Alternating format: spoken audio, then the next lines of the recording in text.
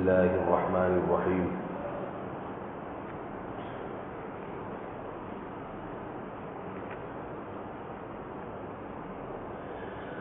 عسى ربه إن طلقكن أن يبدله أزواجا خيرا منكن مسلمات مؤمنات قانتات تائبات عابدات سائحات ثيبات وأبكارا. سورہ تحریم کی آیت نمبر 5. سورت پر بیان چل رہا تھا کہ رسول اللہ صلی اللہ علیہ وسلم بعض مرتبہ آپ صلی اللہ علیہ وسلم کی زوجات نبی کی توجہ حاصل کرنے کے لیے، نبی کی توجہ کو اپنی طرف پھیرنے کے لیے کچھ ایسے کام کر جایا کرتی تھیں جس کی بنا تو محبت تھی، مگر اس سے نتیجے کے لحاظ سے رسول اللہ صلی اللہ علیہ وسلم کو تکلیف ہوتی تھی. تو اس پر آپ صلی اللہ علیہ وسلم کو اللہ تعالیٰ نے اجازت دی اور امہات المؤمنین کو تنبیہ کی. پہلے میں ایک سوال کا جواب دے دوں. پچھلے بیان میں یہ بات بتائی تھی کہ آپ صلی اللہ علیہ وسلم نے جب شہد پیا تو حضرت حفصہ نے فرمایا کہ آپ کے منہ سے بو آ رہی ہے. اس پر کسی کو یہ اشکال ہو سکتا ہے کہ یہ تو جھوٹ تھا، معاذ اللہ، یہ تو ایک زوجہ نے جھوٹ بولا. جھوٹ بولنا تو کسی صورت میں جائز نہیں ہے. یاد رکھیے یہ جھوٹ نہیں تھا. شہد میں ایک خاص قسم کی ہیک ہوتی ہے. اس ہیک کو آپ خوشبو سے بھی تعبیر کر سکتے ہیں، بدبو سے بھی. اس کو کہتے ہیں توریہ. توریہ کا مطلب یہ ہوتا ہے کہ آپ جب کوئی لفظ زبان سے ادا کرتے ہیں وہ ذو معنی ہوتا ہے، اس کے دو مطلب نکلتے ہیں. آپ کچھ اور مطلب مراد لیتے ہیں اور سامنے والا اس کا کچھ اور مطلب سمجھتا ہے. تو ضرورت کے موقع پر یہ توریہ جائز ہے. ضرورت کے موقع پر یہ توریہ جائز ہے. اس کو توریہ کہتے ہیں. توریہ مشکل لفظ ہے. اردو میں اسے کہتے ہیں ٹوپی کرانا. اردو میں کیا کہتے ہیں؟ ٹوپی. ہوتا ہے نا کہ فون آتا ہے صاحب کے پاس ملازم کا کہ صاحب وہ فون آیا ہے، وہ بندہ قرضہ مانگ رہا ہے، آپ کی دکان سے دے دوں پیسے اس کو. تو صاحب کہتا ہے میں ٹوپی کرا دے، ٹوپی کرا دے. کہتے ہیں نا ٹوپی کا مطلب یہ ہوتا ہے یہ نہیں کہ یہ جھوٹ بول دے بھائی ابھی بینک میں پیسے رکھے ہوئے ہیں، ابھی کھلے نہیں ہیں، اس طرح کی باتیں. اس میں جھوٹ نہیں ہوتا بلکہ گول مول بات ہوتی ہے. جیسے کوئی آپ سے چینج مانگنے کے لیے آیا، آپ دکاندار ہیں، آپ کو پتا ہے کہ اگر میں 5,000 کا چینج اس کو دے دوں گا، کھلا اس کو دے دوں گا، تو میرے پاس کسٹمر کو دینے کے لیے کیا بچے گا پھر. اب آپ اگر اس کو سچی مچی بات کریں، بالکل بھائی چینج ہے مگر دوں گا نہیں، تو وہ دنیا چھوڑ دے گا مگر آپ کی جان نہیں چھوڑے گا. کھڑا رہے گا بھائی جب ہے تو کیوں نہیں دے دے. آپ اس کو 100 دفعہ سمجھائیں بھائی ضرورت ہے، وہ کہے گا یار میں بھی تو ضرورت مند ہوں. تو ایسے موقع پہ آپ کیا کہتے ہیں؟ بھائی نہیں ہے.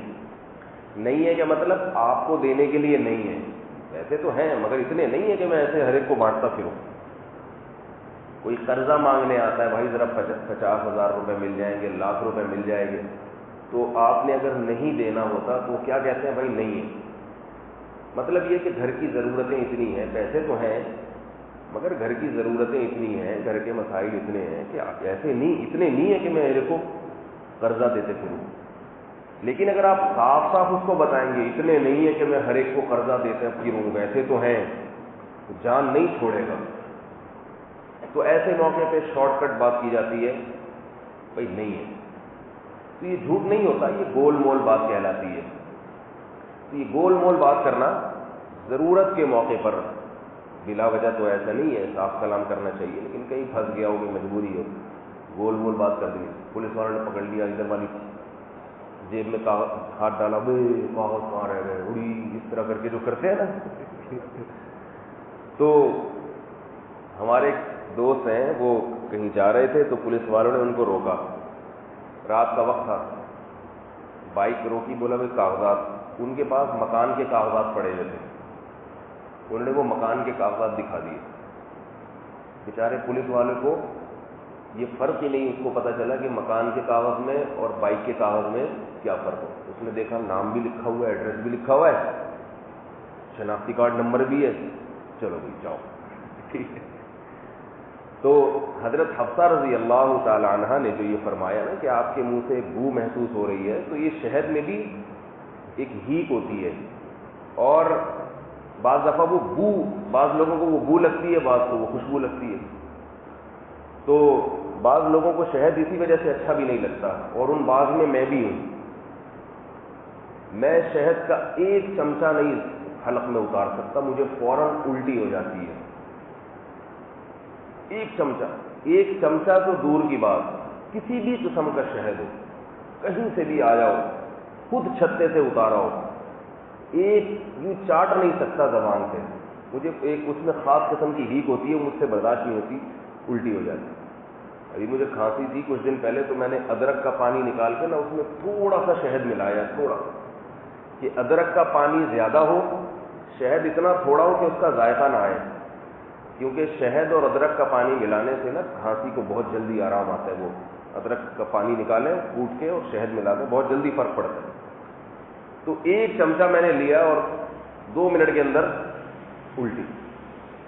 تو میں سمجھتا تھا دنیا میں یہ صرف میرے ساتھ ہی ہوتا ہے. پھر کسی کے نے بتایا کہ وہ, میں نے ان کو ایک نسخہ بتایا, بھائی شہد جو ہے نا ادرک میں ملا. انہوں نے کہا بھائی میں شہد نہیں کھا سکتا, مجھے الٹی ہو جاتی ہے. انہوں نے کہا کمال ہے یار, آ جاؤ کسی وقت چائے پیتے ہیں اکٹھے بیٹھ کے, بھائی ٹھیک ہے, آپ کو بھی وہی ہو رہا ہے شہد پینے سے جو ہم کو ہو رہا ہے, تو مطلب ہے کچھ مزاج جو ہے.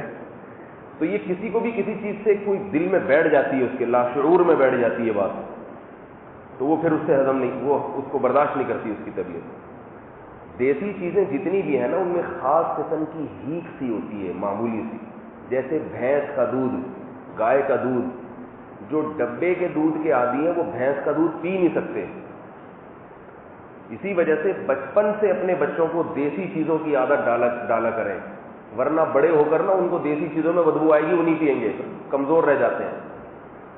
ڈبے کا دودھ جس بچے نے پیا ہو نا, طاقت تو ویسے ہی نہیں آتی بیچارے میں, ڈبے کی طرح ہی موٹا پھول جاتا ہے, گول سا ہو جاتا ہے, طاقت نہیں آتی. اور نقصان دوسرا یہ کہ پھر جو اوریجنل دودھ ہے وہ کھا نہیں سکتا, وہ پی نہیں سکتا. آج کل بچے دیسی گھی نہیں کھاتے, کہتے ہیں بو آ رہی ہے.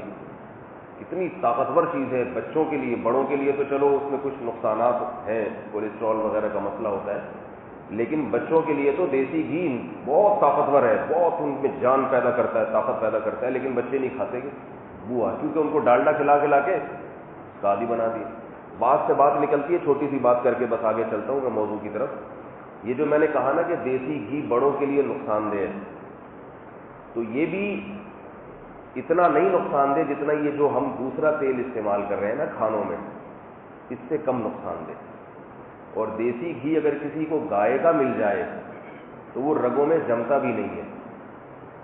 دل کے مریض بھی گائے کا دیسی گھی کھا سکتے ہیں, سمجھ رہے ہیں, وہ رگوں میں جمتا نہیں ہے. اس لیے نہیں جمتا کہ وہ انسانی ٹیمپریچر پہ پگھل جاتا ہے, جبکہ عام گھی اگر آپ کنستر لیں, اس کو تجربہ کر کے دیکھیں, وہ انسانی ٹیمپریچر پہ پگھلتا نہیں ہے, تو وہ رگوں میں جا کے جمنا شروع ہو جاتا ہے. دیسی گھی رگوں میں جمتا نہیں, خاص طور پہ گائے کا. یقین نہ آئے تو آپ ایسا کریں کہ دیسی گھی کو, جو گائے کا دیسی گھی ہو, اسے ہتھیلی پر رکھیں, تھوڑی دیر میں وہ پگھل جائے گا. ہتھیلی پر اس کو انسانی ٹیمپریچر ملے گا نا, تو انسانی ٹیمپریچر میں وہ کیا ہوتا ہے, پگھل جاتا ہے. تو اس لیے گائے کا دیسی گھی کھایا بھی کریں, بچوں کو کھلایا بھی کریں, کھانے بھی اسی سے پکایا کریں, مزہ بھی آئے گا, طاقت بھی آئے گی, معدے کا سسٹم بھی اچھا ہو جائے گا, وہ ہضم بھی آسانی سے ہوتا ہے. یہ جو چپڑ چیزیں کھا رہے ہیں نا, یہ ہضم نہیں ہوتی. خیر یہ پھر کسی اور طرف چلا جائے گا حساب کتاب. تو میں یہ عرض کر رہا تھا کہ حضرت حفصہ رضی اللہ تعالی عنہ نے جو یہ فرمایا نا کہ بو آ رہی ہے, تو اس میں یہ تعویل ہو سکتی ہے. بعض روایتوں میں آتا ہے کہ مغفر ایک بوٹی ہے, انہوں نے فرمایا کہ مغفر کی بو آ رہی ہے, تو ممکن ہے کہ شہد کی بو اور اس مغفر کی بو میں تھوڑا سا ملتا ہو. اس کو اس جھوٹ پر محمول نہیں کر سکتے, امہات المومنین کی شان سے یہ بعید ہے کہ وہ اس طرح سے جھوٹ بولیں. اور یہ سب رسول اللہ صلی اللہ علیہ وسلم کی محبت میں, کوئی رافضی یہ اعتراض نہ کرے امہات المومنین پر. تو جو معترض ہوتے ہیں نا ان کو تو اعتراض کا موقع چاہیے ہوتا ہے. وہ یہ نہیں دیکھتے کسی کی نیکیاں کیسی ہیں اور نبی صلی اللہ علیہ وسلم سے محبت کیسی تھی, ان کو تو اعتراض چاہیے ہوتا ہے. تو نبی صلی اللہ علیہ وسلم جب بہت زیادہ پریشان ہوئے تو اللہ تعالیٰ نے قرآن مجید کی آیات نازل کی, عسیٰ ربہ ان طلقکن ان یبدلہ ازواجا, کہ اے نبی کی زوجات, اے نبی کی بیویوں, محمد صلی اللہ علیہ وسلم تمہیں طلاق دے دیں گے. اور نتیجہ کیا نکلے گا؟ پھر اللہ ان بیویوں کے بدلے, تمہارے بدلے میں تم سے بہتر عورتیں ان کو عطا فرما دیں گے. وہ بہتر کیسی ہوں گی اس کی تفصیل پھر آگے آ رہی ہے. تو اس سے ایک تو یہ بات پتہ چلی کہ نبی صلی اللہ علیہ وسلم اللہ نہ کرے خدا نہ خواستہ اگر اپنی زوجہ کو طلاق دے دیتے تو پھر بھی بغیر نکاح کے نہیں بیٹھتے, پھر دوبارہ نکاح کرتے. اس میں یہ سبق دیا ہے امت کو کہ اگر کسی کی ایک شادی ناکام ہو جائے, میاں بیوی میں علیحدگی ہو جائے, تو عورت بھی کہیں اور شادی کرے اور مرد بھی کہیں اور شادی کرے. بعض لوگ یہ کہتے ہیں بھائی بڑا برا تجربہ رہا شادی کا, اب تو میں ایسے ہی زندگی گزاروں گا. بعض خواتین کو میاں صحیح نہیں ملتا, طلاق لیتی ہیں, پھر کہتی ہیں اب تو زندگی ایسے ہی گزاریں گے, ہم نے دیکھ لیے مرد کیسے ہوتے ہیں. تو یہ ایسی چیز ہے جس کی شریعت حوصلہ افزائی نہیں کرتی. عورت کو بھی حکم ہے بھئی اگر ایک آدمی خراب نکلا ہے, علیحدگی لے لی, عزت گزار کے کہیں اور نکاح کرو. اور مرد کو بھی حکم ہے بھئی ایک کے ساتھ نباہ نہیں ہے, اس کو چھوڑ دیا ہے, کوئی وجہ بن گئی, ایسے ہی نہ بیٹھو, دوبارہ نکاح کرو. محلے والے تو اعتراض کریں گے, لوگ تو کہیں گے, لوگوں کو کہنے دو. تو آج کل ایسا ہوتا ہے, ایک خاتون طلاق یافتہ ہیں, وہ کہیں ان کے شوہر کا انتقال ہو گیا, ایک خاتون کی بیوہ ہو گئی, وہ کہیں شادی کر رہی ہے تو پورا خاندان نے جو ہے نا ناک میں دم کر دیا اس کے, بھئی بچے ہیں تمہارے چھوٹے چھوٹے, تم ان کا خیال کرو, تمہیں ان کا واسطہ, تم کیوں شادی کر رہی ہو, تمہیں ان کا واسطہ, اتنا عذاب بنا دیا. تو وہ بیچاری نے مجھے فون کیا کہ میرا اتنا اچھا رشتہ آیا ہوا ہے اور میں جناب شادی کر رہی ہوں اور مجھے, میں نے کہا چھوڑ دیں ان سب کو, محمد صلی اللہ علیہ وسلم کی ترغیب ہے, قرآن کی ترغیب ہے. یہاں ایک بات کروں کہ ایک حدیث ہے ابو داؤد کی, سنن ابو داؤد, اس میں آتا ہے کہ جو عورت اپنے بچوں کی خاطر شادی نہ کرے, یعنی دوسری شادی نہ کرے بچوں کی خاطر, تو وہ قیامت کے دن میرے ساتھ ہوگی. اس قسم کی روایت ہے. بعض علماء یہ روایت بتاتے ہیں کہ بیوہ عورت اگر اپنے بچوں کی تربیت کی خاطر شادی کا ارادہ ترک کر دے تو اسے ثواب ملتا ہے. لیکن یاد رکھو یہ حدیث صحیح نہیں ہے, سمجھ رہے؟ نحاس ابن قاسم ہے اس حدیث میں راوی, وہ ضعیف راوی ہے بالاتفاق. تو اس حدیث سے استدلال درست نہیں ہے.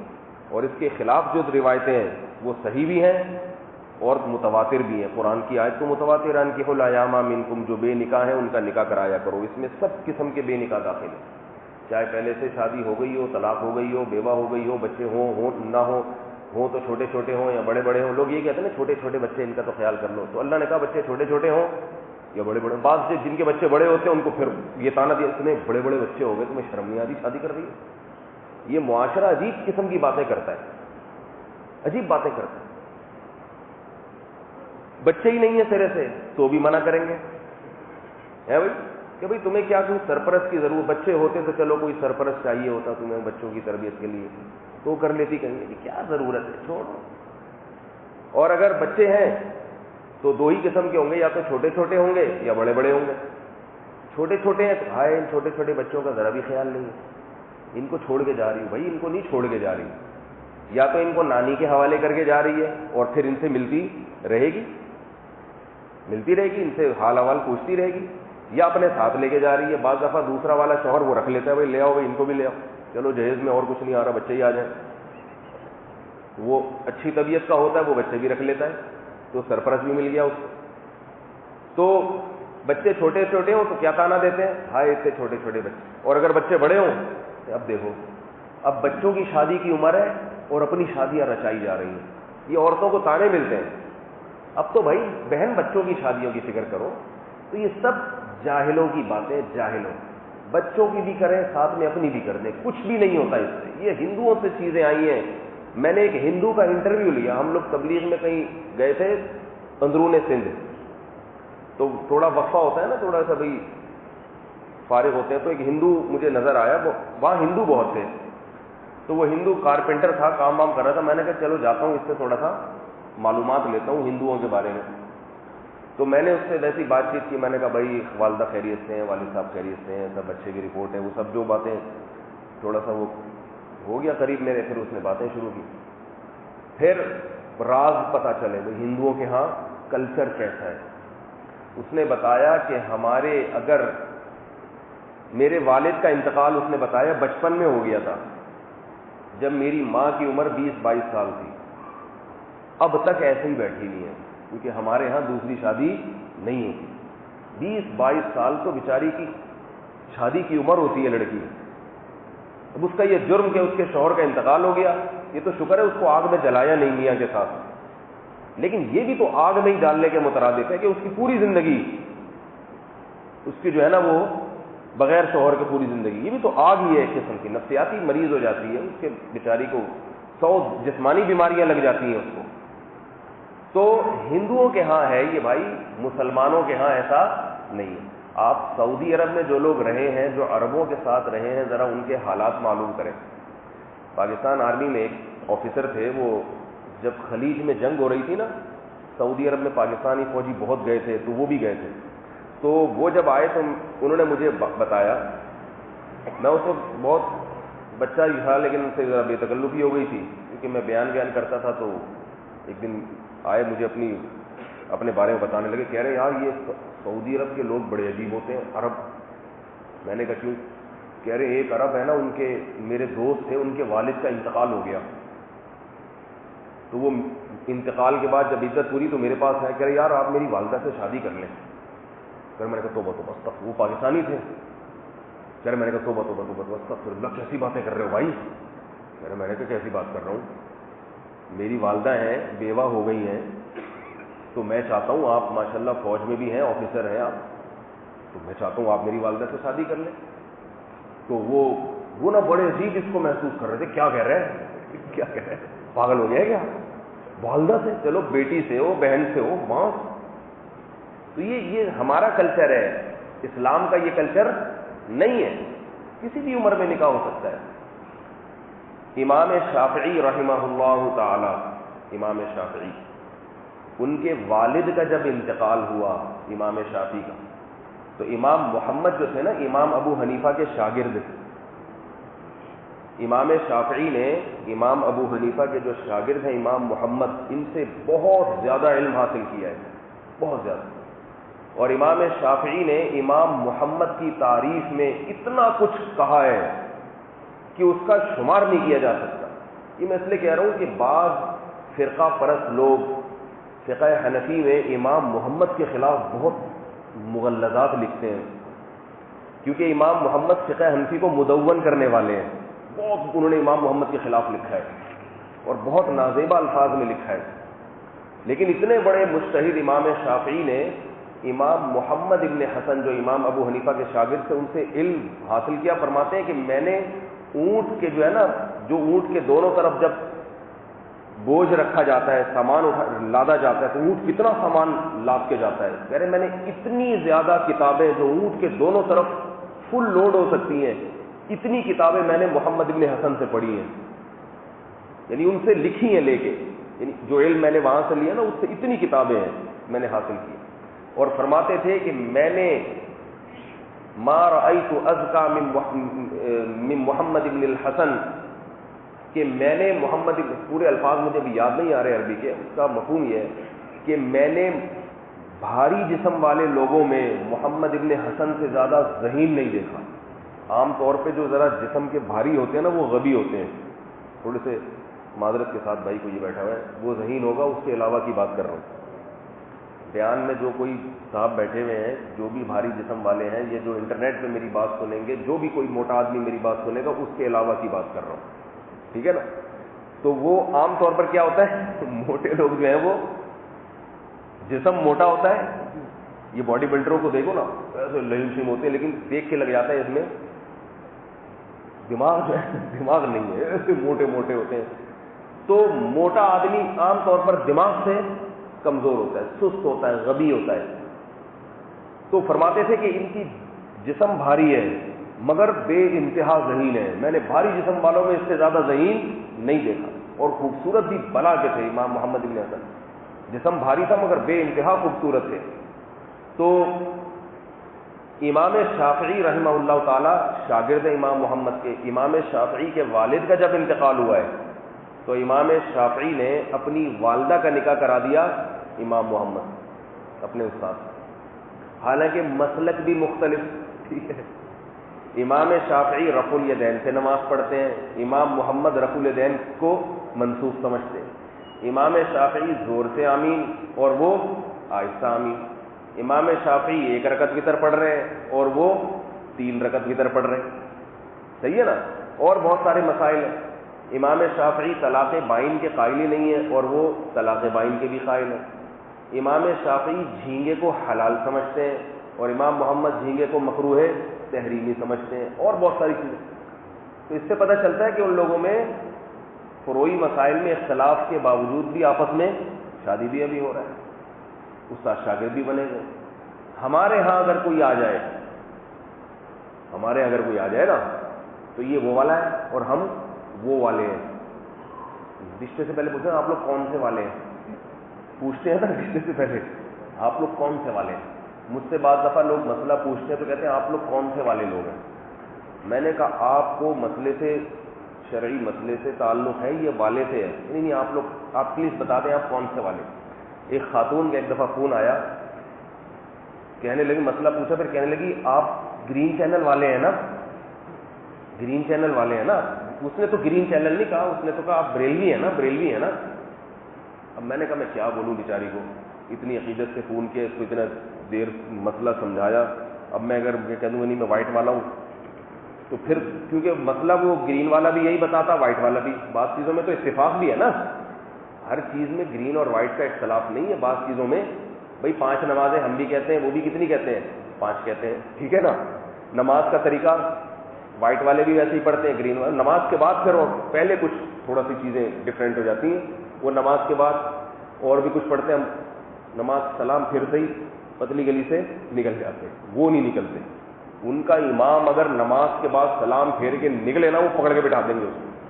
ایک گرین چینل والے امام نے بتایا کہ یار یہ دیوبندیوں کی جو نمازیں ہیں نا، امام ان کے مزے ہوتے ہیں، یہ فرض پڑھا کے نکل لیتے ہیں. اور ہمیں جو ہے نا سنتوں تک پہلے اتنی لمبی دعا کرانی پڑتی ہے، پھر سنتیں بھی وہیں پڑھنی، پھر سنتوں کے بعد بھی دعا. تو ہمیں تنخواہ اتنی ملتی ہے جتنی دیوبندی اماموں کو ملتی ہے، تنخواہ اتنی ملتی ہے، مگر ٹائم جو ہے نا ہمارا زیادہ خرچ ہوتا ہے. تو میں نے جس صاحب نے مجھے ان کا بتایا نا کہ وہ یہ کہہ رہے، میں نے ان سے بولا کہ چانس ہے بی آ جاؤ، ٹھیک ہے نا، تنخواہ اتنی ملے گی، ٹائم کم خرچ ہوگا. تو سنتیں تو گھر پہ پڑھنا افضل ہے. تو بیچارے کو سنتوں کے لیے کیوں بٹھایا ہوا زبردستی امام کو؟ یہ تو صحیح حدیث سے ثابت ہے کہ سنتیں نبی صلی اللہ علیہ وسلم گھر جا کے پڑھتے تھے. اور گھر نہیں تو مسجد میں بھی اپنی آسانی ہے، جہاں چاہو بیٹھ کے پڑھ لو، جہاں چاہو کھڑے ہو کے پڑھ لو. تو اس میں بیچارے امام کو نہ دو. پھر ان کے ہاں یہ بھی ہوتا ہے کہ امام ایسے شارٹ کٹ دعا نہیں مانگتا جیسے ہم کر لیتے ہیں، اللہم انت السلام برحمتک یا وسط. ہمارے یہاں تو بعض لوگ دیکھ رہے ہوتے ہیں دعا شروع کب ہوئی ختم کب ہوئی، ادھر ادھر پوچھ رہے ہوتے ہیں مجھ سے. ان کے ہاں جو دعا ہوتی ہے نا، وہ بڑی تفصیل سے ہوتی ہے، ایسی تفصیل سے. یا اللہ تو ستار بھائی کی مغفرت فرما دے، غفار بھائی نے پنکھا لگایا، یا اللہ ان کے والد کے لیے خالص ثواب کے لیے قبول فرما لے. اور پھر لہک لہک کے چہک چہک کے ایسے سریں لگا لگا کے نا، سر لگا لگا. پھر ان کے ہاں ایک اور سسٹم شروع ہو گیا کہ نمازوں کے بعد مسافے، جس نے اور پریشان کر دیا. نماز کے بعد سب لوگ امام صاحب سے ملتے ہیں، امام صاحب بھی ایک دوسرے سے اور دوسرے مقتدی بھی. ارے بھائی امام صاحب کے پاس اتنا ٹائم کہاں سے آ گیا؟ ہر نماز کے بعد امام بیچارہ بیٹھا ہوا ہے، سب آئیں گے سلام کریں گے. تو اس امامت، میں تو کہتا ہوں ان کو 1-1 لاکھ روپے تنخواہیں دینی چاہیے ان کے اماموں کو، جو بیچارہ اتنی خدمت کر رہا ہے، ہر نماز کے بعد سب مقتدیوں سے سلام کر رہا ہے. تو یہ تو کافی مشکل والی چیزیں ہیں، بہت پریشانی والی باتیں. خیر میں یہ کہہ رہا تھا، دیکھو فروعی مسائل میں امام شافعی کا امام محمد سے بہت ساری چیزوں میں اختلاف تھا، مگر اس اختلاف کی وجہ سے نہ کبھی انہوں نے برائی کی ہے بھائی، اور نہ رشتوں میں یہ چیز رکاوٹ بنی. اپنی والدہ کا نکاح کرا دیا امام محمد بن حسن سے. تو اس سے کہ قرآن و سنت سے کیا پتہ چلتا ہے کہ بھائی اگر طلاق ہو جائے، بیوہ ہو جائے کوئی عورت، دوبارہ نکاح کرے. جیسے کہ اللہ نے رسول اللہ صلی اللہ علیہ وسلم کو یہاں فرمایا کہ اگر بالفرض آپ صلی اللہ علیہ وسلم نے طلاق دے دی تو اللہ پھر دوسری عورتوں سے نبی صلی اللہ علیہ وسلم کا نکاح کر دے گا جو تم سے بہتر ہوں گی، لیکن چونکہ نبی کی زوجات سے بہتر تھی نہیں اس لیے طلاق دی نہیں۔ آگے اللہ تعالیٰ نے بہتری کا معیار بتایا کہ بہترین عورت کون سی ہوتی ہے کہ نبی اگر تمہیں چھوڑ دیں تو پھر کس قسم کی عورتوں سے نکاح کرا دیں گے۔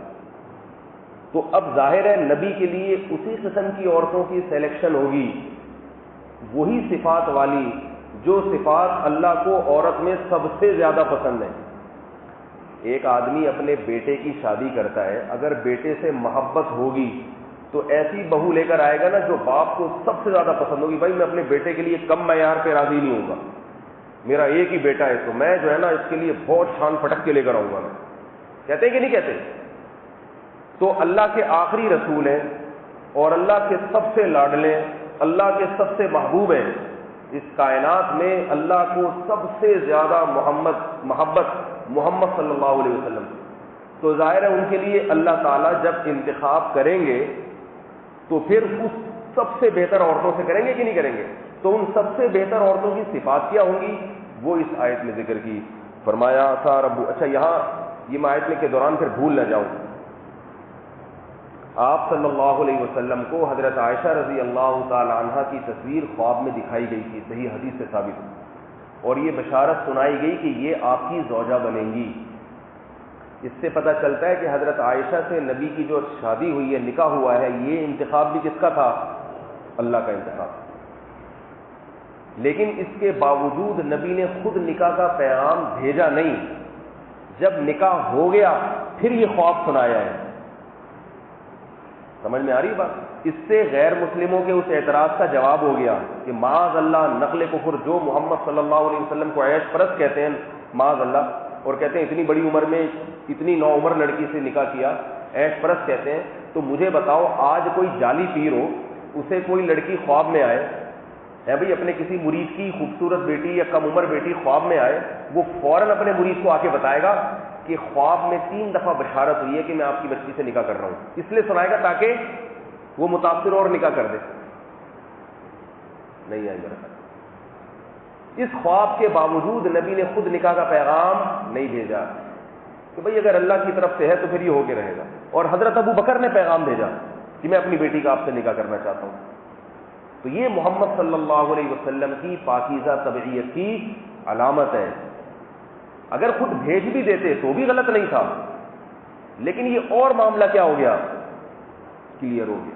آج کسی شیخ کو، کسی جعلی پیر کو اگر خواب آ جائے نا فلانی، جیسے مرزا غلام احمد قادیانی کو اس قسم کے بہت خواب آئے ہیں، اس کے دربار میں جو کوئی خوبصورت عورت آتی تھی نا اس کو خواب آتا تھا اگلے دن کہ میری تم سے شادی ہو رہی ہے۔ ایک عورت تھی، اس کا نام میرے ذہن سے نکل گیا، بڑی مشہور عورت ہے، محمدی بیگم۔ ہاں، مرزا غلام احمد قادیانی کی کتابوں میں خود اس کی اپنی سوانے میں لکھا ہے کہ یہ اس سے لٹو ہو گیا تھا۔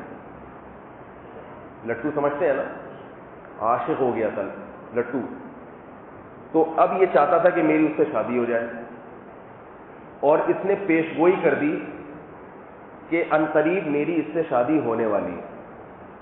نبی کی پیشگوئی کبھی جھوٹی نکلتی ہے بھائی؟ کبھی بھی جھوٹی نہیں نکلتی۔ جب محمدی بیگم کو پتہ چلا اس نے بولا ہٹو میں نہیں کرتی اس سے شادی۔ یہ اگر کسی کو یقین نہ آئے نا، محمدی بیگم کے پوتے نواسے آج بھی زندہ ہیں، ان سے جا کے تحقیق کر لو۔ سمجھ رہے ہو بات کو؟ ختم نبوت والوں سے پوچھو، وہ ایڈریس دے دیں گے آپ کو۔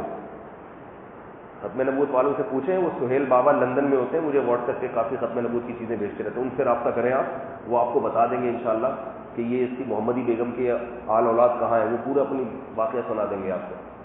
تو تاکہ کوئی یہ نہ سمجھے کہ یہ ایسے ہی ہوائی باتیں کرتے ہیں مولوی لوگ جو ہے نا۔ تو محمدی بیگم کے بارے میں مرزا غلام احمد قادیانی نے یہ پیشگوئی کی کہ اس سے میری شادی ہو جائے گی، وہ اس نے نہیں کی۔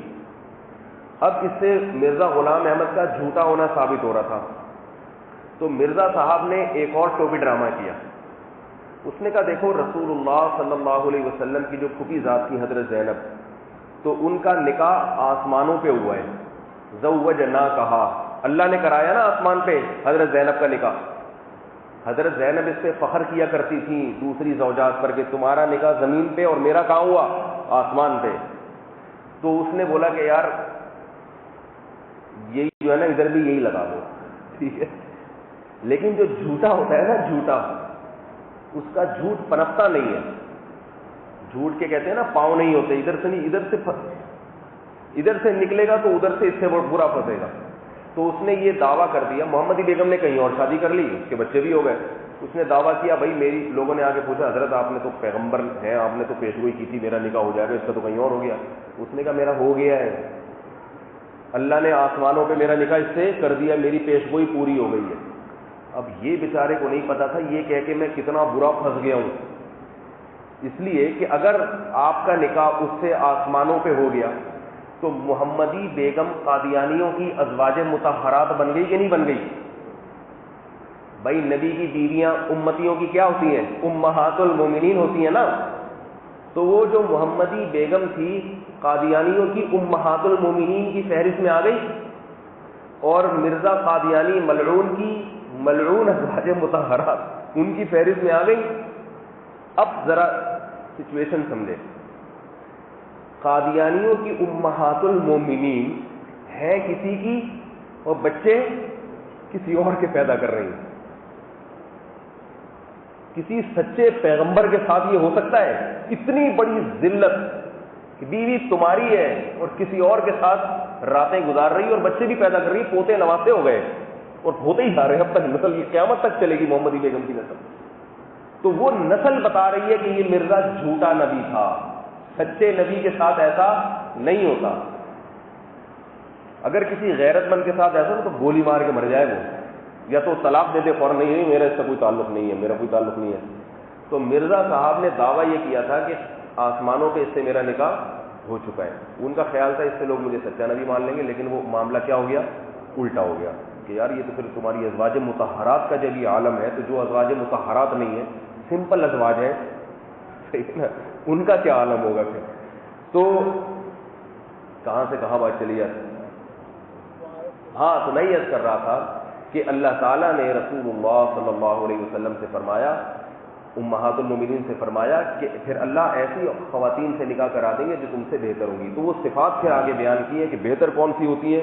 فرمایا مسلمات مؤمنات قانتات تائبات عابدات سائحات ثیبات و ابکارا. فرمایا وہ مسلم ہوں گی, مومن ہوں گی. عربی میں مسلم اور مومن یہ ایک دوسرے کے معنی میں استعمال ہوتے ہیں.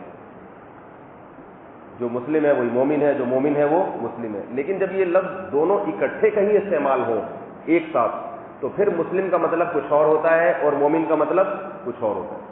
کیونکہ ظاہر ہے دونوں ایک ساتھ آئے ہیں تو الگ الگ معنی دے رہے ہوں گے نا. اگر ایک ہی معنی دے رہے ہوتے تو پھر تھوڑی ساتھ ذکر کیا جاتا. اس کے علاوہ قرآن میں جہاں بھی آیا نا مسلمین الگ آیا ہے, اس کا مطلب مومن ہی ہے, اور جہاں مومن آیا اس کا مطلب مسلم ہی ہے. لیکن جب ساتھ استعمال ہوں گے قرآن میں جہاں بھی, جیسے قرآن مجید میں ایک جگہ آتا ہے قالت الاعراب آمنا, اعراب کہتے ہیں کہ ہم ایمان لائے. قل لم تؤمنوا, کہہ دیجئے کہ تم مومن نہیں ہو, ولکن قولوا اسلمنا, یہ قوم مسلم ہے, مومن نہیں کہو اپنے آپ کو. تو وہاں مومن اور مسلم کا مطلب الگ الگ ہے. تو مومن اور مسلم میں فرق یہ ہے, مومن کہتے ہیں جس کا تعلق عقیدے سے ہو, یعنی عقیدہ اس کا درست ہو, اور اسلام کا مطلب ہے ظاہری طور پر اپنے آپ کو سپرد کر دینا. سپرد کرنے کا مطلب اسلام کے احکام پر بھی عمل کرنا پابندی کے ساتھ. سپرد تو وہی کرے گا نا. آپ نے مان لیا کہ میں اللہ کو مانتا ہوں, اس کے رسول کو مانتا ہوں, لیکن آپ اپنے آپ کو اسلام کے حوالے نہیں کر رہے, تو اس کا مطلب ہے عقیدہ تو درست ہے آپ کا, مگر عملی طور پر آپ صحیح نہیں ہے. تو اسلام کا مطلب اسلامی احکام پر عمل کرنا, اور ایمان کا مطلب اپنے عقیدے کو درست کر لینا. تو اللہ فرماتے ہیں کہ پھر نبی کا نکاح اللہ ایسی عورتوں سے کرائیں گے مسلمات, جو مکمل اپنے آپ کو شریعت کے حوالے کر دیں گی, جہاں جہاں اللہ اس کے رسول کا جو حکم ہوگا اس پر عمل کریں گی. اور صرف ظاہری طور پر نہیں, کیونکہ بعض دفعہ منافق بھی شریعت پر عمل کرتا ہے لوگوں کو دکھانے کے لیے, یا اس کے کچھ مفاد ہوتے ہیں. تو بتایا کہ ایسے نہیں, بلکہ مؤمنات, منافق نہیں ہوں گی بلکہ مومن ہوں گی, عقیدہ بھی ان کا صحیح ہوگا. اور آگے بتایا مؤمنات قانتات, فرما برداری کرنے والی ہیں. اللہ کی بھی اور اپنے شوہر کی بھی. تو نیک عورت کی سب سے بڑی علامت کیا ہے؟ پوری شریعت پر بھی عمل کرتی ہے اور خاص طور پر قانت اپنے شوہر کی اطاعت کرتی ہے. یہ خواتین جو بیان سن رہی ہیں نا، دل میں نیت کر لیں کہ یہ اوصاف ہم اپنے اندر پیدا کریں گے. اور جو بندے بیٹھے ہوئے ہیں، جو کنوارے چھڑے چھاٹ بیٹھے وہ نیت کریں کہ رشتہ ایسی لڑکیوں کو ایسے جگہ پیغام نکاح بھیجیں گے جن میں یہ صفات ہوں گی، کیونکہ یہ صفات اگر بہت بڑی نعمت نہ ہوتی تو اللہ تعالیٰ ان کو قرآن مجید میں اہتمام سے ذکر نہ فرماتا. بہت بڑی نعمت ہے. حدیث میں آتا ہے رسول اللہ صلی اللہ علیہ وسلم نے فرمایا الدنیا کلھا متاع وخیر متاعها المرأة الصالحہ. دنیا تمام کی تمام چند دنوں کا سامان ہے، تھوڑا. کسی کو حکومت بھی مل جائے نا، تھوڑے دن کی ہے. امریکہ کا صدر بھی بن جائے، 5 سال کے لیے بنے گا، 10 سال کے لیے آ جائے گا، اور اگر فرض کر لو ساری زندگی، تو زندگی ہے کتنی؟ تھوڑے دن میں ختم ہو جاتی. پہلے بھی کتنے صدر آئے، قارون آیا، فرعون آیا. تو اللہ اس اتنے سونے چاندی کے ڈھیر اور ان بڑی بڑی حکومتوں کو کیا فرما رہے ہیں؟ متاع، تھوڑا سا سامان ہے، چند دنوں کا زاد راہ ہے. تو نبی نے فرمایا پوری دنیا تھوڑے دنوں کا زاد راہ ہے، اور فرمایا اس زاد راہ میں سب سے بہتر جو دنیا کا سامان ہے نا، المرأۃ الصالحہ، وہ نیک بیوی ہے. کیا مطلب؟ کسی کو صدارت مل جائے، کسی کو خزانے مل جائیں، کسی کو جناب کروڑ پتی بن جائے، اس سے بہتر وہ غریب ہے جس کو نیک بیوی مل گئی. میں نے دیکھا ہے کروڑوں روپے نا، بیوی بد اخلاق ہے، نیک نہیں ہے، سکون میں نہیں ہوتا. میرے پاس تو ہر قسم کا طبقہ آتے. ایک صاحب کا جاپان میں گاڑیوں کا شو روم، کتنے مالدار ہوں گے، پاکستانی، اور شو روم کہاں ہے؟ جاپان. جیپنیز گاڑیوں کا ذاتی شو روم، کیا پیسے کی ریل پیل، مگر ڈپریشن کے مریض ہر تھوڑے دن میں اچھلتے ہوئے آتے تھے. یہاں کی بات نہیں ہے کہ کسی اور علاقے کی ہے. کہیں آپ یہاں دیکھیں یار کون ہے بندہ، پتہ تو چلے. یہاں کا نہیں ہے. تو اچھلتے ہوئے آتے تھے، تو ہر کہہ رہے یار بیوی سے عذاب میں آ گیا ہوں، تنگ آ گیا ہوں. میں نے بیوی کو عمرہ بھی کرا دیا، حج بھی کرا دیا، اس پہ احسانات کی بارش کر دی کہ اخلاق اچھے کر لے، مگر جب بات کرتی ہے ایسے جیسے پتھر اٹھا کے پھینک رہی. جب زیادہ ہو گئی نا ان کی شکایتیں، اور لگ بھی رہا تھا ڈپریشن کے مریض بنے ہوئے، پریشان، ٹینشن. میں نے پھر ان سے کہا، میں نے کہا بھائی پھر ایک اور کر لو. ہمارے پاس تو یہی ہوتا ہے، خواتین سن رہی، اللہ معاف فرمائے، کیا کروں، مجبوری میں جو کہا وہی بتاؤں گا نا ان کو. میں نے جو کہا، کہہ رہے وہ میرے بیٹے نہیں چھوڑیں گے، مجھے ٹانگیں توڑ دیں گے اگر ایک اور کر لوں. کیونکہ بیٹوں کو نہ ماں نے اپنے ساتھ ملا لیا ہے. بیٹوں کو ماں نے، بعض خواتین یہ بھی کرتی ہیں، سب نہیں، جو یہاں بیان سن رہی ہیں، بار بار بتا رہا ہوں، ان کے علاوہ کی بات کر رہا ہوں میں. یہ جو انٹرنیٹ پہ بیان سنیں گی ان کے علاوہ کی بات کر رہا ہوں کہ بعض خواتین یہ کرتی ہیں کہ جب تک بچے چھوٹے ہوتے ہیں نا، اس وقت تو میاں کی فرما برداری کرتی ہیں. ان کو پتہ ہے کہ یہ مجھے چھوڑ دے گا تو میں کہاں جاؤں. بیٹے ذرا جوان ہوئے اور جب شوہر سے وہ مستغنی ہو گئی، اب میاں کی ضرورت نہیں، بڈھا ہو گیا، کماتا ہے ٹھیک ہے، نہیں کما تو ہم کون سے تیرے ٹکڑوں میں پل رہے ہیں. تو خدا کی قسم ایسی عورتیں ہیں جو پھر اپنے میاں کو ایسا ستاتی ہیں، میں آپ کو کیا بتاؤں. یہ بہت ہو رہا ہے معاشرے میں. اتنا ستاتی ہے نا، جب بچے جوان ہو جائے، اس بوڑھے شوہر کو اس کا سارا خون چوس لیا، اس سے کما کے نا بالکل بڈھا کر دیا، سارے مفاد اس سے حاصل ہو گئے. اب بیچارہ کھانسنے کے لیے کمرے میں تو اس کو تسلی سے کھانسنے بھی نہیں دیتی. اتنا یہ بہت ہو رہا ہے. یہ میں نے اپنی آنکھوں سے بھی دیکھا ہے اور اپنے بڑوں سے، بزرگوں سے سنا بھی ہے کہ عورت جو ہے، عورت جب تک شوہر کے مفاد، شوہر کی ضرورتیں وابستہ ہے تو تابع دار بنی رہے گی. جہاں میاں بوڑھا ہوا، بے روزگار ہو گیا، ریٹائرمنٹ اب گھر میں پڑا ہوا ہے، تو سارے بچے ماں کے ساتھ مل کے اس بوڑھے کو پریشان کرتے ہیں، پھر احترام نہیں کرتے اس بات. جو کبھی نصیحت کرے گا تو یہ کیا ہے، ان کو تو ہر وقت بولنے کی عادت. ماں خراب کرتی ہے اپنے بچوں کو. اگر ماں یہ کہے کہ بیٹا باپ کے سامنے تمیز سے بات کرو، جو ہے تمہارا باپ ہے، میرا شوہر ہے.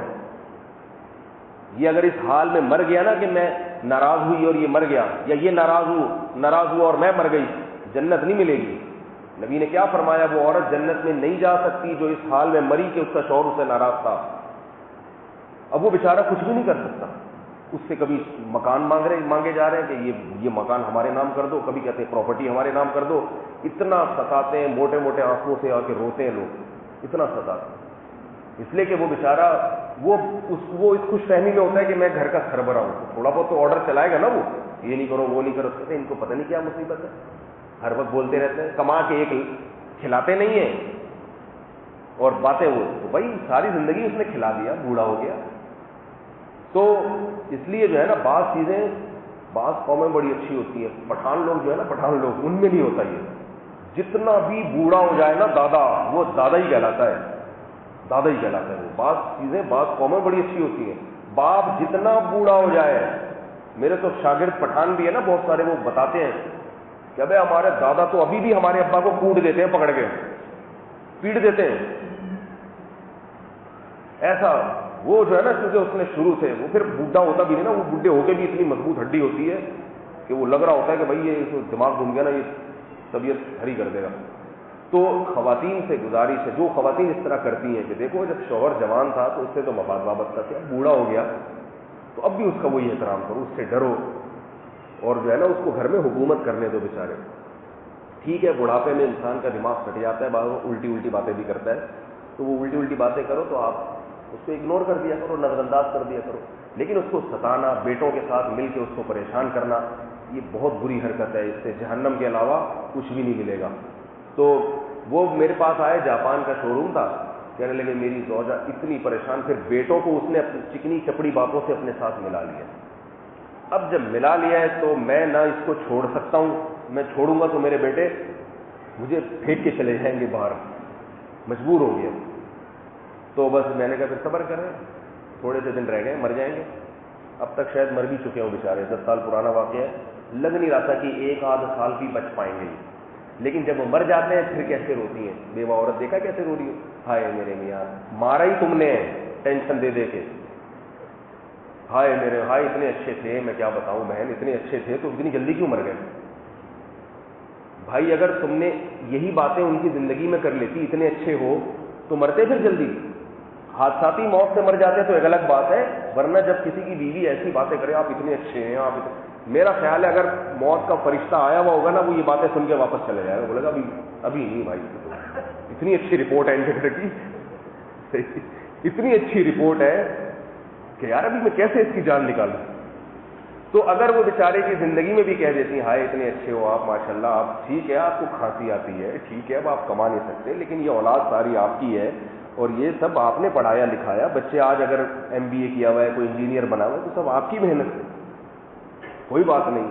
اور آپ اگر پراپرٹی ہمیں دیں گے، ہم نہیں لیتے بھائی، ابھی آپ زندہ ہیں، سب کچھ آپ کا ہے.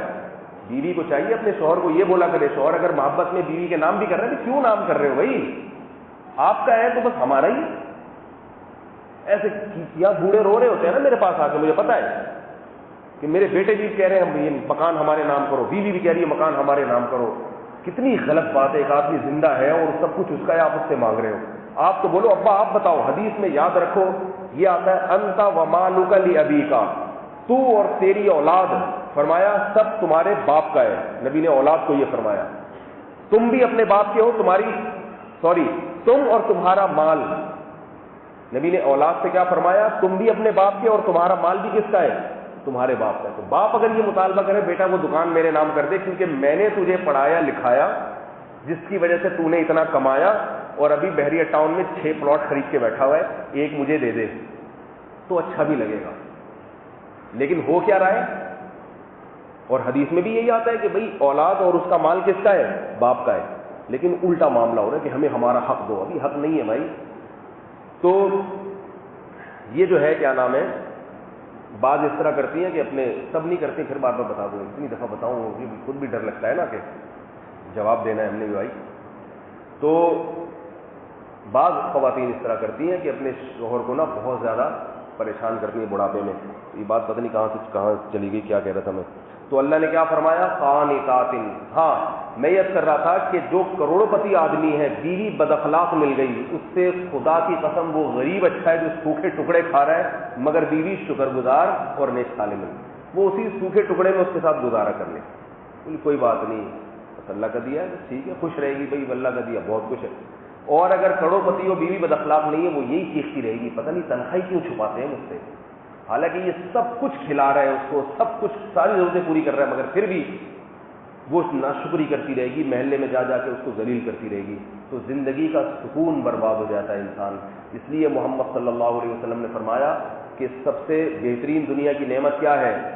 نیک زوجہ۔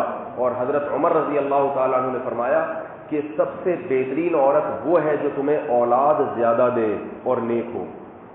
یہ حضرت عمر کا قول ہے، یہ بھی عورت کی۔ اور نبی صلی اللہ علیہ وسلم نے بھی فرمایا تزوج الودود الولود، ایسی جگہ نکاح کرو جن کے خاندان میں گروتھ ریشو زیادہ ہے، نسل جن کی زیادہ ہے۔ تو اس لیے دو چیزیں عورت میں دیکھنی چاہیے، آپ کی نسل بھرپور طریقے سے بڑھائے گی کہ نہیں بڑھائے گی، کیونکہ نسل بڑھتی آپ کا خاندان بڑھے گا، آپ کی اولاد کو بھی فائدہ ہوگا، آپ کو بھی، آپ کا گھر آباد ہوگا، بڑھاپے میں مزے کرو گے، عورت بھی آپ بھی۔ اور اگر وہ نسل روکنے والی عورت ہے، اس کا مطلب ہے کہ آپ کو بہت بڑی برکت سے اس نے محروم کر دیا، دنیا کی بھی اور آخرت کی بھی۔ اولاد زیادہ ہوگی، تھوڑے تھوڑے بھی کما کے لائیں گے نا، گھر بیٹھ کے کھاؤ گے۔ باپ تھوڑا سا بیمار ہوتا ہے سارے بچے آ جاتے ہیں، ماں بیمار ہوتی ہے سارے بچے آ جاتے ہیں خدمت کرنے کے لیے، بچے ہی نہیں ہیں، ایک ادھر ہے ایک آدھ ہے، ایک ادھر ہے، وہ پتہ نہیں وہ ٹرک کے نیچے نہ آ گیا ہو کہیں خدا نخواستہ، ایک آدھ ہے تو اس کا کوئی بھروسہ تھوڑی ہے۔ پھر ان پہ بوجھ اتنا آ جاتا ہے، وہ قرضے لے لے کے ماں باپ کا علاج کر رہے ہوتے ہیں، اولاد زیادہ ہوتی ہے وہ خرچہ سارا ڈیوائڈ ہو جاتا ہے، پھر ان کی شادیاں ہیں، بہویں ہیں، یہ ساری خوشیاں تو اولاد کثرت سے ہوتی ہے تو ملتی ہیں۔ تو اس لیے اللہ کے نبی نے 1400 سال پہلے بتا دیا کہ نکاح کرتے ہوئے کیا دیکھو، نیکی بھی دیکھو اور یہ بھی دیکھو کہ اس کی اولاد کثرت سے ہوگی کہ نہیں ہوگی۔ لوگ سوال پوچھتے ہیں پہلے کیسے پتہ چلے گا؟ تو خاندان سے پتہ چل جاتا ہے، خاندان سے یہ پتہ چل جاتا ہے یہ لوگ نظریات کس قسم کے ہیں، ان کے بہت زیادہ ایڈوانس ہیں تو پھر نہیں ہوگی ان کی اولاد، اور اگر نارمل ہے اور علماء صلحاء سے ان کا تعلق ہے، سمجھتے ہیں کہ اولاد کی کثرت ایک نعمت ہے اللہ کی، پھر ٹھیک ہے۔ تو یہ پہلے پتہ چل جاتا ہے کہ ان کا مزاج کس قسم کا ہے، صحت سے بھی اندازہ ہو جاتا ہے، تو اس لیے اللہ کے نبی نے اس کی ترغیب دی ہے۔ تو کیا صفات بیان کی؟ مسلمات مؤمنات قانتات، آگے بتایا تائبات۔ بس یہ تائبات پر بات کر کے میں ختم کرتا ہوں، پھر اگلی صفات وہ بھی بڑی زبردست صفات ہیں، اور وہ اگر پیدا ہو جائے نا ہم میں بھی، خود میں بھی ہوں، یہ نہیں کہ بیگم کو جا کے گن پوائنٹ پہ یہ ساری کام اس سے کروائیں، خود نہ کریں۔ وہ ایک آدمی تھا نا، اس کا کسی ہندو سے جھگڑا ہوا اور اسے کہنے لگا کہ تو کلمہ پڑھ، تو اس کی گردن پہ سوار ہو کے بندوق رکھ دی، یہاں کلمہ پڑھ۔ وہ بیچارے ڈر گئے، اس نے بولا چلو ٹھیک ہے پڑھ لیتا ہوں، آپ پڑھ کے سناؤ۔ کہہ رہا آتا تو مجھے بھی نہیں ہے، آتا تو ایسا نہ ہو کہ خود گٹکے کھا رہے ہیں، نمازیں چھوڑ رہے ہیں، اور گھر میں چنگیز خان بن کے پورے جو ہے نا شریعت کو زبردستی نافذ ایسے کیا ہوا ہے، خود بھی کرے۔ تو فرمایا کہ تائبات، توبہ کرنے والیاں۔ توبہ کرنا کیا مطلب؟ غلطی دنیا میں ہر ایک سے ہوتی ہے۔ جو آدمی یہ کہتا ہے کہ مجھ سے کبھی غلطی نہیں ہو سکتی وہ بھی جھوٹ بول رہا ہے، جو یہ کہہ سکتا ہے کہ میری بیوی سے غلطی نہیں ہو سکتی وہ بھی جھوٹ بول رہا ہے، جو یہ کہہ سکتا ہے کہ میرے ملازم سے غلطی نہیں ہو سکتی وہ بھی جھوٹ بول رہا ہے، اور جو ملازم یہ کہتا ہے کہ مجھ سے غلطی نہیں ہو سکتی وہ بھی جھوٹ بول رہا ہے۔ ہر ایک سے خطا ہوتی ہے۔ حدیث میں آتا ہے رسول اللہ صلی اللہ علیہ وسلم نے فرمایا کہ اللہ تعالیٰ فرماتے ہیں یا بنی آدم کلکم خطاؤون وخیر الخطائین التوابون، اے بنی آدم تم میں سے ہر شخص غلطی کرتا ہے، بہترین غلطی کرنے والے وہ ہیں جو غلطی کر کے توبہ کر لیں۔ اب گھر میں جو اچھا ماحول پیدا ہوتا ہے نا، وہ اس میں نہیں ہوتا کہ کبھی شوہر سے غلطی ہی نہ ہو یا بیوی سے غلطی ہی نہ ہو، ایسا تو دنیا میں کوئی بھی نہیں ہے۔ کبھی شوہر زیادتی کر بیٹھتے ہیں، کبھی بیوی زیادتی کر بیٹھتی ہے، کبھی اولاد سے زیادتی ہو جاتی ہے، کبھی دوست سے زیادتی ہو جاتی ہے۔ تو کیا ہے؟ ایکسکیوز کر لینا۔ آج کی اصطلاح میں بھائی غلطی ہو گئی، تھوڑا سا معذرت کر لو، بھائی معذرت چاہتا ہوں۔ غصہ جب آیا اس وقت آپ نے اپڑ تپڑ پتہ نہیں کیا کچھ کہہ دیا، جب غصہ ٹھنڈا ہوا معذرت کر لی، بھائی تھوڑا سا آ جاتا ہے، کیا کریں، تھوڑا سا بی پی ہائی ہو جاتا ہے۔ یا معذرت کا اور بھی طریقہ ہو سکتا ہے کہ غصہ جب اتر گیا تو اور کوئی ایسا اچھا کام کر لو جس سے سامنے والے کو اندازہ ہو جائے کہ بھئی یہ اس کو اپنے غصے پہ نظامت۔ تو شوہر کو بھی یہ کام کر لینا چاہیے اور بیوی کو بھی یہ کام، کیونکہ یہ اللہ تعالیٰ ایسی عورتوں کا ذکر کر رہے ہیں نا کہ جو ایکسکیوز کرنے والی ہوں گی، ٹھیک ہے نا۔ شوہر سے اگر کبھی نافرمانی ہو گئی شوہر کی یا اللہ کی تو کیا کر لیتی ہیں؟ اللہ سے ہو گئی ہے تو توبہ کر لیتی ہیں، اور شوہر سے ہو گئی تو وہ بھی توبہ ہی ہے نا، بھئی غلطی ہو گئی، انشاءاللہ آئندہ آپ کو ایسی شکایت کوشش ہوگی کہ نہ ملے۔ تو خواتین دنیا چھوڑ دیں گی لیکن غلطی سے رجوع کر لیں یہ بڑا مشکل ہوتا ہے. وہ پھر پتہ کیا دلیل شروع ہوتی ہے, نہیں آپ نے اصل میں یوں کہا تھا. تو میں نے جب جواب میں یوں کہا, تو میں نے جو جواب میں یوں کہا نا, تو آپ خود بتائیے کہ اس کا جب آپ یوں کہیں گے مجھ سے, اس طرح سے بات کریں گے, تو میں تو پھر اس طرح سے کہوں گی. اب پھر وہ بھی بیوقوف یہ نہیں کہ یار تو تھوڑی دیر کے لیے چپ ہو جائے چل بس, وہ بھی پھر آگے سے جواب دیتا ہے نہیں جب میں نے تمہیں یوں کہا تو میں ہوں شوہر, جب میں ہوں شوہر تو اگر میں نے کبھی کہہ بھی دیا تو تم چپ ہو جاؤ. تو کہے گی پھر آپ ہی کیوں نہیں چپ, جب اتنی مجھے نصیحتیں کر رہے ہو چپ ہونے کی تو خود ہی چپ ہو جائیں. جب آپ کو پتا ہے کہ چپ ہونے پہ اتنا ثواب ملتا ہے تو پہلے آپ خود چپ ہو جائیں نا. تو کہتا ہے ایک تو میں تمہیں سمجھا رہا ہوں, اوپر سے مجھے نصیحتیں کر رہی ہو. کہہ رہی نہیں آپ خود بتائیں کہ آپ مجھے چپ ہونے کے فضائل سنا رہے ہیں, آپ مجھے کیا بتا رہے ہیں کہ چپ ہونا ثواب ہے. تو آپ خود سوچیں 2 منٹ کے لیے کہ یہ صرف میرے لیے یا آپ کے لیے بھی ہے. اب اس کو وہ بھی تپ رہا ہے نا, اس کا بلڈ پریشر ہائی ہو رہا ہے, تپ رہا ہے, کہہ رہا ہے یار پھر وہ یہ کہے گا کہ میں ایک تو تمہیں نصیحت کر رہا ہوں بجائے ماننے کے اور بول رہی ہو.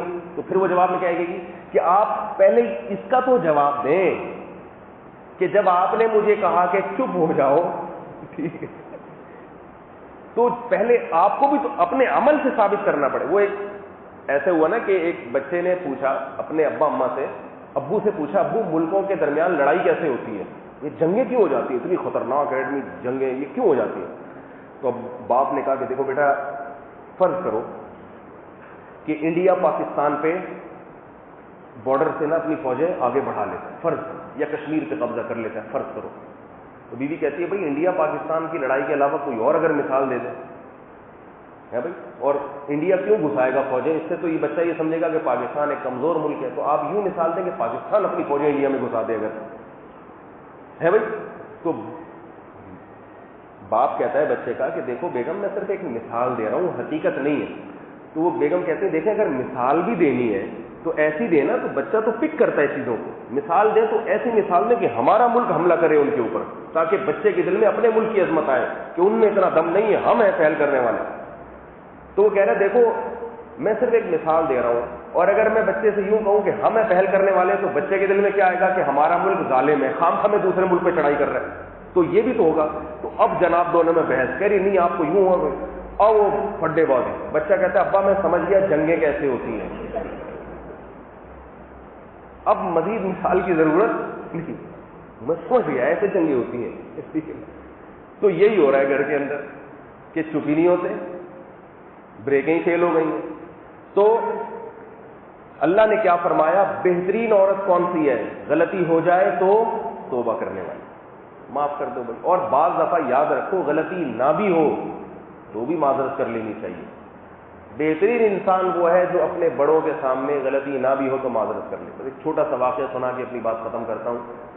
ہمارے ایک استاد ہیں, ہمارے حضرت مفتی رشید احمد صاحب رحمہ اللہ تعالیٰ, ان کے شاگرد بھی ہیں, ان کے خلفاء میں سے بھی ہیں. ایک دن ہوا یہ کہ ہمارے حضرت نے ان کے ذمے کوئی کام لگایا کہ آپ یہ کام یوں کر دیں. مجھے وہ کام تو یاد نہیں, لیکن وہ جو واقعہ ہوا تھا نا اس کا مفہوم, جو اس کا جو سبق ہے وہ یاد رہ گیا. تو انہوں نے کیا کیا, جیسے حضرت نے کہا تھا بالکل ویسے ہی کر دیا. اب ہمارے حضرت چونکہ بوڑھے بھی ہو گئے تھے تو وہ بھول گئے کہ میں نے یہ یوں کرنے کو کہا تھا. تو انہوں نے بلایا اپنے شاگرد کو, خلیفہ کو ڈانٹ لگائی کہ میں نے آپ کو اس طرح سے تھوڑی, میں نے تو اس طرح سے کہا تھا. حالانکہ وہ کہا نہیں تھا, کہا ویسے ہی تھا جیسے شاگرد نے کیا, لیکن بیچارے بھولے سے انہوں نے, حضرت بھول گئے. تو حضرت نے ان کو بلا کے سمجھایا کہ آپ کو میں نے ڈانٹا بھی, ان کو غصے ہوئے کہ بھئی آپ کو میں نے یہ کہا تھا, آپ نے تو سارا کام بگاڑ دیا. تو وہ جو خلیفہ تھے, شاگرد تھے, انہوں نے کہا حضرت غلطی ہو گئی. کیا ہو گئی, غلطی ہو گئی. حضرت نے ڈانٹا کہ شرم نہیں آتی, غلطیاں کرتے ہو, یہ بس اب میں صحیح کر دوں گا انشاءاللہ. حضرت کو بعد میں یاد آ گیا کہ بھئی میں نے تو ایسے ہی کہا تھا. ٹھیک ہے, پھر حضرت نے ہمیں اور طلبا کو بلایا, فرمایا دیکھو یہ چیز ہے ان سے سیکھنے کی کہ بڑے کی غلطی اپنے اوپر ڈال دی. غلطی مجھ سے ہوئی ہے مگر ڈال کس پہ دی, اپنے اوپر. یہ اپنے اوپر ڈال دو, ہے کوئی بات نہیں, ان کو ان کی عزت نفس کو مجروح نہ کرو, میں نے کی, مجھ سے ہوئی. ان چیزوں سے بڑے کے دل میں محبت پیدا ہوتی ہے. تو پھر حضرت نے فرمایا دیکھو یہ چیز ہے ان سے سیکھنے کی. اس لیے میں کہتا ہوں کہ ان جیسا آدمی نہیں ملے گا تمہیں. حضرت پھر ان کی بڑی تعریف کرتے تھے کہ ان جیسا نہیں ملے گا تمہیں کہیں بھی. تو بہت تعریف کرتے تھے حضرت ان کی زندگی میں اپنے ان خاص شاگرد کی. تو یہی فرمایا یہی چیزیں سیکھنے کی. ہم چونکہ کالج سے آئے تھے نا نئے نئے, تو ہمیں تو تمیز ہی نہیں تھی بڑوں کے سامنے کیسے رہا جاتا ہے. تو ہمارے وہ استاد نے جو حضرت کے شاگرد تھے, انہوں نے مجھے ایک دن کہا کہ دودھ کی چائے بناؤ ذرا میرے لیے. میں نے دودھ کی چائے بنا دی. میں آیا تھا ایس این سائنس کالج سے نیا نیا. تو انہوں نے کہا کہ میں نے پھر ویسے ہی مجھے امتحان لینے کے لیے نا یا تربیت کے لیے مجھ سے کہا کہ میں نے تو سب چائے بولی تھی گرین ٹی. میں نے کہا نہیں, آپ نے دودھ پتی بولی تھی. انہوں نے کہا نہیں میں نے تو سبز بولی تھی. میں نے کہا نہیں بھائی آپ نے دودھ, میں نے خدا کی قسم دودھ پتی بولی. کہہ رہے ہیں یار اس ٹائم دودھ پتی تو کوئی بھی نہیں. اب وہ ویسے ہی وہ میرے ساتھ کھیل رہے ہیں نا, تھوڑا تنبیہ بھی کرنا چاہ رہے ہیں, تربیت بھی کرنا چاہ رہے ہیں. کہہ رہے ہیں یار اس ٹائم کون دودھ پتی کا کہے گا, یہ تو سبز چائے کا وقت ہے, کھانا کھایا ہوا. میں نے کہا بھائی بلا رہا ہوں میں, یار آپ بتاؤ.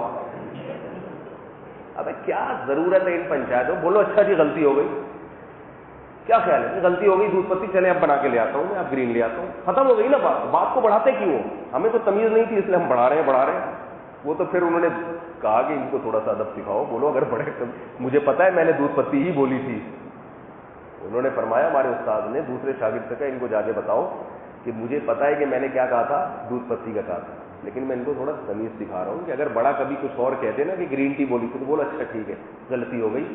کیا ہو جاتا ہے اگر آپ نے گرین ٹی کے بجائے دودھ پتی سن لی, دودھ پتی کے بجائے گرین ٹی سن لی, اس سے کیا ہو جاتا ہے. تو بڑے کو عزت دینا سیکھیں, گھر میں باپ دادا کو, عورت اپنے شوہر کو, چھوٹا بھائی بڑے بھائی کو, صحیح ہے نا. تو بڑے کو عزت دے, چھوٹی موٹی غلطیاں اس کی اپنے سر لے جایا کریں. اس سے کچھ بھی وقتی نقصان ہوتا ہے, لیکن خدا کی قسم اس کے دل میں ہمیشہ کے لیے محبت بیٹھ جائے. آج الٹا ہو رہا ہے کہ اپنی بھی دوسروں پہ ڈالی جاتی, اس نے بولا تھا, ٹھیک ہے نا, اس نے بولا تھا. کاروبار میں پیسہ لگایا ڈوب گیا, آپ نے بولا تھا تو لگایا میں نے پیسہ. ایک صاحب میرے پاس آئے, کہنے لگے کہ یہ مجھ سے پیسہ مانگ رہا ہے, میں نے اس کو مشورہ دیا تھا کہ کاروبار میں لگا دو, اس نے لگایا ڈوب گیا, تو اب یہ کہہ رہا ہے آپ دو, آپ نے بولا تھا. میں نے کہا اس کو بولو اگر نہ ڈوبتا اور نفع ہوتا تو پروفٹ دیتے اس کو. بھائی اس نے بولا, پھر کہتے کہ اس نے بولا تھا لگاؤ اور پروفٹ ہو, تو اس نے چونکہ بولا تھا لہذا اس کو پروفٹ دوں گا میں. پروفٹ دینے میں تو, نفع دینے میں تو نہیں بولتے کس نے بولا تھا, بولے میرا پیسہ تو میں لوں گا, اور نقصان ہو گیا تو کیا کہتے ہیں اس نے بولا تھا. تو یہ ہوتا ہے حساب کتاب. تو یہ چیزیں ہیں. تائباتن کا مطلب کیا ہے بھائی, ایکسکیوز, سوری کر لے انسان. اللہ سے غلطی ہوئی, اللہ سے کی نافرمانی ہوئی, یعنی اللہ سے غلطی کا مطلب اللہ کے معاملے میں غلطی ہو گئی, کسی سے گناہ ہو گیا تو اللہ سے توبہ کر لے. انسانوں سے غلطی ہو گئی, یعنی انسان کو تکلیف پہنچا دی تو انسان سے ایکسکیوز کر لے. اور جو نبی نے فرمایا جو تواضع اختیار کرتا ہے اللہ کے لیے, اللہ اس کا مقام بلند کرتا ہے, اس سے ذلیل نہیں ہوتا انسان اور بلند ہو جاتا ہے. اللہ تعالیٰ سمجھنے کی عمل کی توفیق عطا فرمائے. سبحانک اللہم و بحمدک, نشہد ان لا الہ الا انت, نستغفرک ونتوب الیک. سوال آیا ہوا بھائی, جھینگا حلال ہے حرام, بھی بتا دیا نا. جھینگا فقہ حنفی میں جائز نہیں ہے. ضاد کو عرب الگ آباد میں پڑھتے ہیں جبکہ ہم لوگ الگ میں پڑھتے ہیں. ضاد جو ہے نا, ضاد یہ مشکل لفظ ہے کافی, یہ غوئیں سے ملتا ہے, غوئیں سے, دال سے نہیں ملتا. بعض جو اس کو پڑھتے ہیں نا غلط, ضالین, یہ غلط ہے. یہ غا کے مشابہ ہے, غا ولا ضالین. پھر بھی جس سے جو نکل رہا ہے کافی ہے. یہ قاریوں کی مشق سے آتا ہے یہ لفظ. رمضان میں وطر کے بعد 2 نوافل پڑھنی چاہیے, نہیں کہا جاتا ہے وطر آخری نماز ہے. صحیح کہا جاتا ہے وطر جو ہے نا آخری نماز ہے. بہتر ہے کہ وطر سے پہلے نوافل پڑھ لیں, لیکن اگر کسی نے وطر پڑھ لیا تو نماز حرام نہیں ہو جاتی, جائز پھر بھی رہتی ہے. مگر بہتر کیا ہے کہ وطر سے پہلے ساری نمازیں پڑھ لیں. یہ دوسرا سوال ہے, بیوی میں جا کے بیٹھ جائے تو شوہر کب تک انتظار کرے, آخر مجبور ہو کے طلاق دینی پڑتی ہے کیونکہ معاشرے کے نکاح میں ہوتی ہے, دوسرے طلاق کیا ہے بھائی آپ کا ذاتی معاملہ ہے. میں قاعدہ کلیہ نہیں بتا سکتا کہ بیوی میں جا کے بیٹھ جائے تو طلاق دے, پتہ نہیں کتنوں کی بیٹھے بھی ہوں گی. تو وہ جس کے ساتھ واقعہ ہے وہ پورے حالات سامنے رکھ کے مشورہ لے گا, پھر بتایا جا سکتا ہے کہ طلاق دینی چاہیے نہیں دینی چاہیے. اور مجھ سے مشورہ لینے کے بجائے اپنے ہی گھر کے افراد سے لیں تو زیادہ اچھا ہے. فیملی کی باتیں جو ہے نا, اپنی فیملی جتنا بہتر سمجھتی ہے دوسرا نہیں سمجھتا. پھر انسان یک طرفہ باتیں سن کے مشورہ غلط دیتا ہے. بعض دفعہ ادھر کی بھی سنو نا, وہ بیوی کیوں بیٹھی ہے جا کے, ہو سکتا ہے وہ گھر جا کے بیٹھی ہو, کوئی معقول وجہ اس کی, آپ میں ہی کوئی گڑبڑ ہو. تو اس لیے یہ بہتر ہوتا ہے کہ خاندان کا جرگہ ورگہ بلائیں, ان سے مشورہ لیں کہ کیا کرنا چاہیے. ہمارے